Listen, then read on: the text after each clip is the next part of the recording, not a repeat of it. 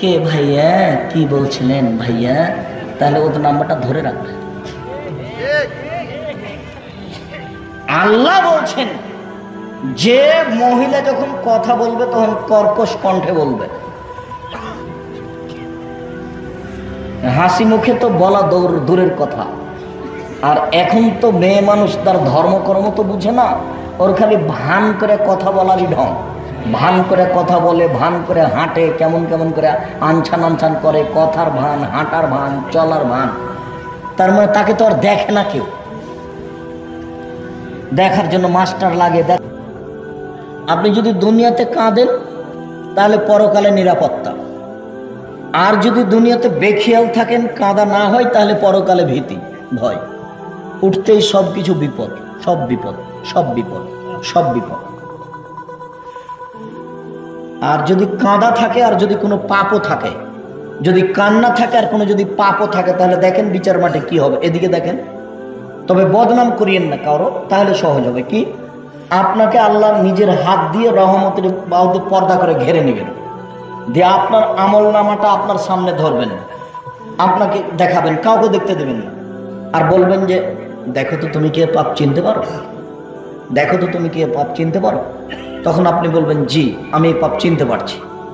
তখন আল্লাহ আপনাকে বলবেন হাল ওজুল্লাহ, তুমি কি আমাকে কিছু বলতে চাও, তুমি কিছু বলতে চাও আমাকে? তখন আপনি বলবেন জি না, আমি কিছু বলতে চাই না। তখন আল্লাহ বলবেন হাল জালামা কাতাবাতি, আমার লেখক ফেরেশতারা তোমার প্রতি জুলুম করেছে, মানে অন্যায় লিখে দিয়েছে নাকি? এটা কি তোমার পাপ নয়, এমনিতে লিখে দিয়েছে? না না না, না না না, এটা আমারই পাপ, অন্যায় কোনো লেখা হয়নি। তখন আল্লাহ বলবেন আচ্ছা ঠিক আছে, দুনিয়াতে তোমার এই পাপ আমি কাউকে দেখতে দিনি, আজকেও তোমার পাপ ঢেকে রাখলাম, কাউকে দিয়ে দেখতে দেব না, যাও তোমাকে আমি ক্ষমা করে দিলাম। আবু হুরায়রা রাদিয়াল্লাহু তাআলা আনহু বলেন রাসূল সাল্লাল্লাহু আলাইহি ওয়াসাল্লাম বলেছেন সাবাতুন ইদুল্লাহুল্লাহু তাআলা ফি জিল্লিহি ওয়া লা জিল্লা ইল্লা জিল্লুহু, 7 শ্রেণীর মানুষ বিচারের মাঠে বিশেষ ছায়াতলে থাকবে। যেদিন মানুষের শরীরের ঘাম হবে কারো কারো টাকনু পর্যন্ত, কারো কারো হাঁটু পর্যন্ত, অমিনহুম মায়াকুনালা হাকওয়াইহে, কারো কারো কোমর পর্যন্ত, অমিনহুম মায়াকুনালা তারকাতেহি, কারো কারো নাক পর্যন্ত। যেদিন সূর্য থাকবে মানুষের মাথার 1 মাইল উপরে, অর্ধহাত কথাটি মিথ্যে। যেদিন মানুষের মাথার 1 মাইল উপরে সূর্য থাকবে, যেদিন মানুষ ঘামের মধ্যে সাঁতার দেবে, সেদিন 7 শ্রেণীর মানুষ বিশেষ ছায়াতলে থাকবে। 1 ইমামুন আদেল, ন্যায়পরায়ণ নেতা। 2 শাবুন নাশাফি ইবাদাতিল্লাহে, যেই যুবক বাল্য জীবন থেকেই ইবাদতে অভ্যাসী। 3 রাজুলুন কালবুহু মুআল্লাকুন বিল মসজিদ, কোনো মানুষের অন্তর মসজিদের সাথে লাগা আছে। এজা খারাজা মিনহু হাত্তা ইয়াউদা ইলাইহি, মসজিদ থেকে বের হলেই আসার জন্য ব্যস্ত হয়ে পড়ে, বের হলেই আসার জন্য ব্যস্ত হয়ে পড়ে। বাড়িতে গিয়েই বলছে নাতনিকে দেখো তো একটু সময় হলো নাকি, আম্মু মেয়েকে বলছে দেখো তো আসরের টাইম হয়ে গেল নাকি, জামাত হয়ে গেল নাকি, শুধু ব্যস্ত মসজিদে যাওয়ার জন্য। এই শ্রেণীর মানুষ বিশেষ ছায়াতলে থাকবে। 4 রাজুলুন তাহাব্বা ফিল্লাহে ইস্তামা আলাইহি, রাজুলানে তাহাব্বা ফিল্লাহে ইস্তামা আলাইহি ওয়া ইফতারাকা আলাইহি, 2 জন ভালোবাসে পরস্পরকে আল্লাহর হস্তে, 2 জনের ভালোবাসা কেটে গেছে আল্লাহর জন্য। দোস্ত তোমাকে দোকানে বসতে নিষেধ করি, তবুও তুমি বসো। দোস্ত তোমাকে কত বললাম যে মেয়েদের সাথে কথা বলো না, চুপ থাকো, তবু তুমি কথা বলছো, তোমার সাথে আমি বন্ধুত্ব কেটে দিলাম। তোমার তো স্বভাবই নষ্ট যুবক, তোমার তো স্বভাবই নষ্ট। একটা মেয়ে যদি হাসি মুখে কথা বলে, তুমি সে নাম্বারটা ধরে রাখো আবার কথা বলার জন্য। তুমি কি দিয়ে পরকাল পাবা?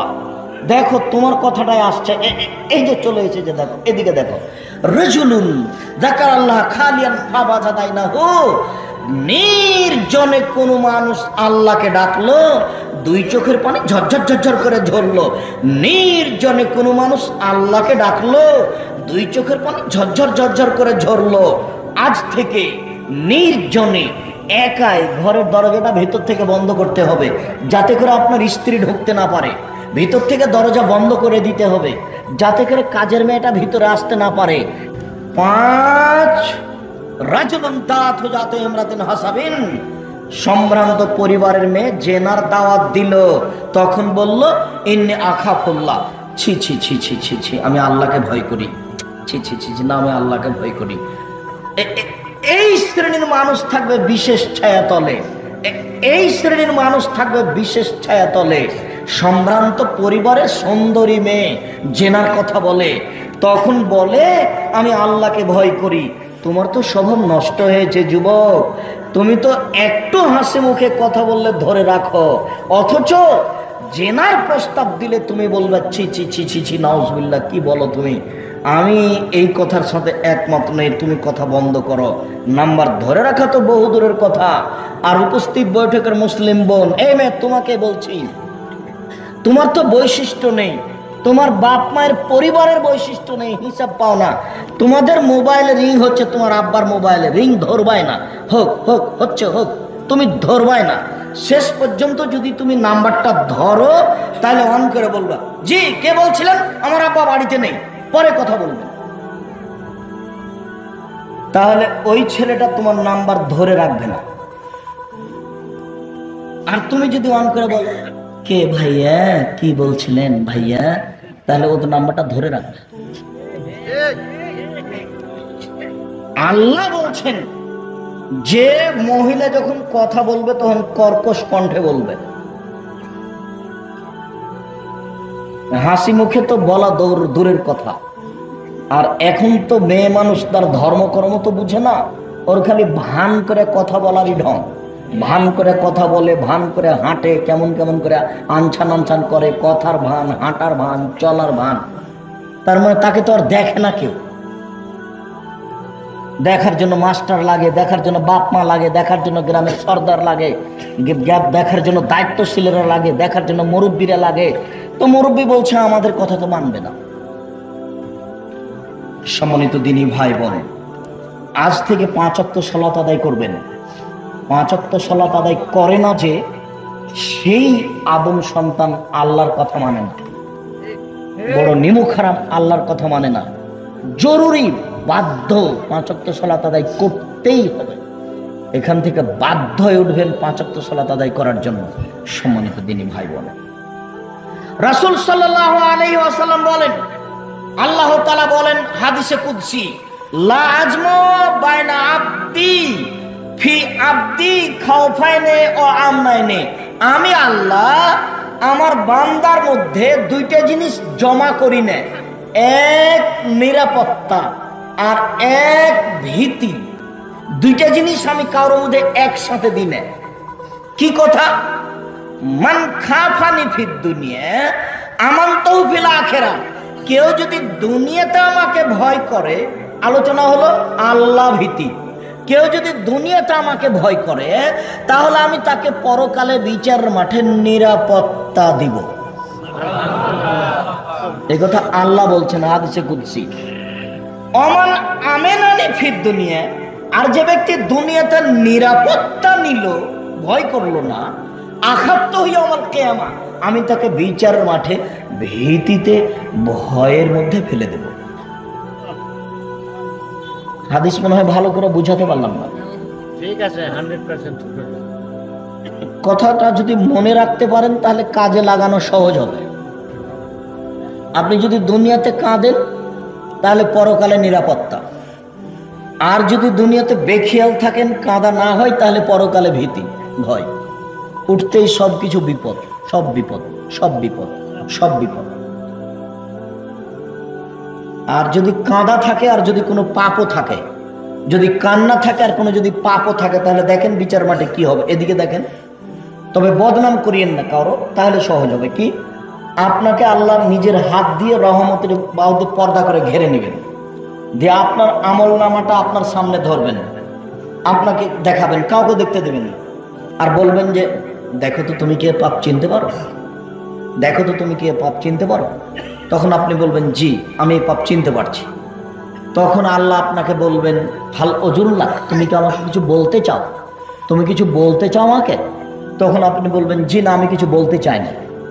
তখন আল্লাহ বলবেন হাল জালামা কাতাবাতি, আমার লেখক ফেরেশতারা তোমার প্রতি জুলুম করেছে, মানে অন্যায় লিখে দিয়েছে নাকি? এটা কি তোমার পাপ নয়, এমনিতে লিখে দিয়েছে? না না না, লা ইয়া রাব্বি, না না না, এটা আমারই পাপ, অন্যায় কোনো লেখা হয়নি। তখন আল্লাহ বলবেন আচ্ছা ঠিক আছে, দুনিয়াতে তোমার এই পাপ আমি কাউকে দেখতে দিনি, আজকেও তোমার পাপ ঢেকে রাখলাম, কাউকে দিয়ে দেখতে দেব না, যাও তোমাকে আমি ক্ষমা করে দিলাম। আল্লাহ ভীতি নিয়ে আসেন জীবনে, বিচারের মাঠে পথ নিরাপত্তা, পাপ থাক, কাউকে দেখতে দিবেন না আল্লাহ। এটা আল্লাহর নবী বলছেন, আমি অনুবাদক, হাদিস তো বুখারী মুসলিম। রাসূল সাল্লাল্লাহু আলাইহি ওয়াসাল্লাম বলেন মান খাফা ফাকাত আদলাজা, যে ব্যক্তি আল্লাহকে ভয় করে সেই রাতে কাঁদতে শিখবে, ইবাদত করতে শিখবে। অমান আদলাজা বালাগাল মানজেলা, যে ব্যক্তি রাতে উঠতে শিখলো সে একটা ভালো পর্যায়ে পৌঁছে গেল। আলা ইন্না সিলাতাল্লাহি গালিয়া, মনে রেখো আল্লাহর সম্পদ খুব দামি। দুনিয়াবি বাড়ি গাড়ি আল্লাহর সম্পদ নয়, যদি চা আল্লাহরই সম্পদ।